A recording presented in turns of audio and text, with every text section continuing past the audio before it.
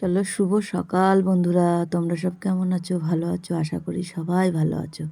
যে যেখানে আছো সুস্থ আছো। রাখির ছোট্ট সংসারে সবাইকে স্বাগত জানালাম। আর বড়দের প্রণাম জানালাম, ছোটদের বুক ভরা ভালোবাসা জানালাম। আর আজকে দোল পূর্ণিমার অনেক অনেক শুভেচ্ছা ছোটদের আর বড়দের প্রণাম। আজকের ভিডিওটা শুরু করলাম সকাল থেকেই বন্ধুরা।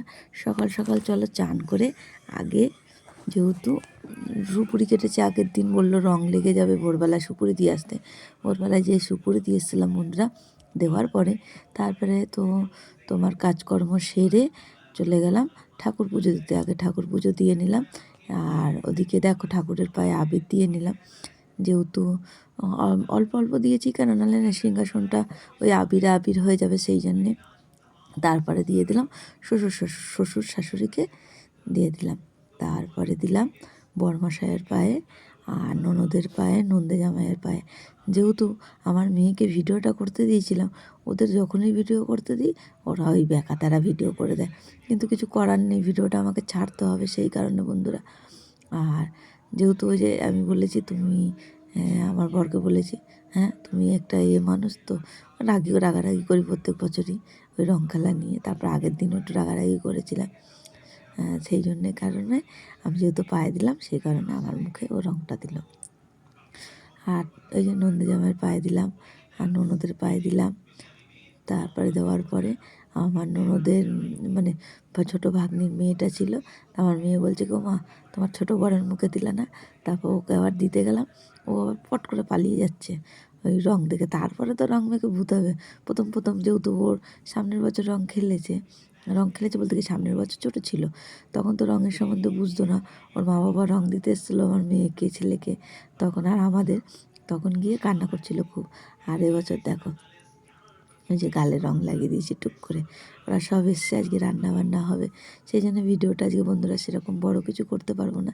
ওদিকে যে খাসির মাংস হচ্ছে, আর ওদিকে এক হাঁড়ি ভাত বসিয়েছে, আর এক হাঁড়ি ভাত হয়ে গেছে। আর গন্ধরাজ লেবু, তারপরে শশা কেটে রেখে দিয়েছি। ওদিকে চিকেন হয়েছে, তারপরে লঙ্কা ছাড়া একটা ডাল হয়েছে, আর একটা লঙ্কা দিয়ে ডাল হয়েছে, যেহেতু বাচ্চাগুলো খাবে, বাচ্চারা তো লঙ্কা দিয়ে খেতে পারবে না। আর পেঁয়াজ কলি আলু ভাজা করেছি, তারপরে তোমার লাউ শাক করেছি, আর এই যে চিকেনটা বন্ধুরা। আর খাসির মাংসটা তোমাদের সঙ্গে দেখানো হয়নি, যেহেতু এত লোক না, সেই জন্য ভিডিওটা সেরকম করতে পারিনি বন্ধুরা। তারপরে চলে এসেছিলো বড় ভাগ্নি কল্যাণী থেকে, যেহেতু ওর মেয়ের প্রোগ্রাম ছিল বসন্ত উৎসবে নাচ শেখে, সেই কারণে গিয়ে ওরা চলে এসছে। এত বেলা হয়েছে, আস্তে আস্তে এসছে। আসার পরে ওই যে রঙগুলি দিয়েছিলাম সবার গায়ে না দিয়ে আমার গায়ে দৌড়ে দৌড়ে দিয়ে যাচ্ছে। তারপরে গেছিলাম ননদের বাড়িতে সবাইকে ডাকতে, যেহেতু ওরা সব ওইখানে ছিল, ডাকতে গেছিলাম যে আবার বোন লেগে যাবে, তাহলে গিয়ে খেয়ে নিতে হবে, সেই কারণে বন্ধুরা। তারপরে কি করেছে দেখো, ওরা রং খেলা কাকে বলে, এই যে রং খেলছে কি হারে। আর আমাকেও দিয়ে ভূত বানিয়েছিল, যেহেতু পাশের বাড়ি ওই নাতিরা দিয়েছে, আর আমার এই নাতনিটাই একটু বড়, ও যেহেতু রং দিয়েছে। আর আমার বড় ভাগ্নিও দেখো মুখে মেখেছে, মুখে ভুল বললাম, মুখে মাস্ক বেঁধে দিয়েছে, যে কারণে বলছে আমার মুখে কেউ রং দেবে না। আর আমার ছেলে এই যে ফার্স্ট টাইম হোলি খেলছে, হোলি খেলতে বলতে কেউ কাউকেই দেয়নি, ওর বোনেরা দিদিরা ওকে দিয়ে দিয়েছে, জামাইবাবুরা। যেহেতু আমাদের মানে ননদের সঙ্গে একটু মানে ছিল, দূরত্ব ছিল। তারপরে গিয়ে তোমার এই পুজোর সময় একটু মানে হয়েছে, সেই কারণে এখন সবাই আসে যায়, খুবই আনন্দ হয়। তারপরে একটু ফটোশ্যুট করছিল, ওরা ফটো তুলছিল, সেই ফটোগুলো দেখো। ওই আমার ছেলে দাঁড়িয়ে রয়েছে, দেখো কীভাবে রং মাখিয়েছে, চোখ বন্ধ হয়ে গেছে, সেই সময়টা আমি ছবিটা তুলেছি। আমার ননদের ছোটো মেয়ের নাতিটা, এসব। তারপরে চলে আসলাম বাড়িতে, খাওয়া দাওয়া করেছি, সেগুলো বন্ধুরা তোমাদের সঙ্গে দেখানো হয়নি। তারপরে গিয়ে খাওয়া দাওয়া করে ওরা সব উপরে চলে গেছিলো, বক্স বাজিয়ে নাচানাচি করেছিল। যেহেতু জামাই মেয়েরা ছিল, আমি তার উপরে যাইনি, সেই জন্য ওই ভিডিওগুলো করতে পারিনি, ওরা লজ্জা টজ্জা পাবে, সেই কারণে। আর চলো দেখো এই যে বাইরে কতটা রং খেলেছে, গেটের সামনে পুরো রাস্তাটা ঝাড় দিয়ে পরিষ্কার করেছি, তাও দেখো কতটা রং রয়েছে। তারপরে এগুলো তো সকালে সব মুছে নিয়েছিলাম বন্ধুরা, আজকে সেগুলো দেখাইনি।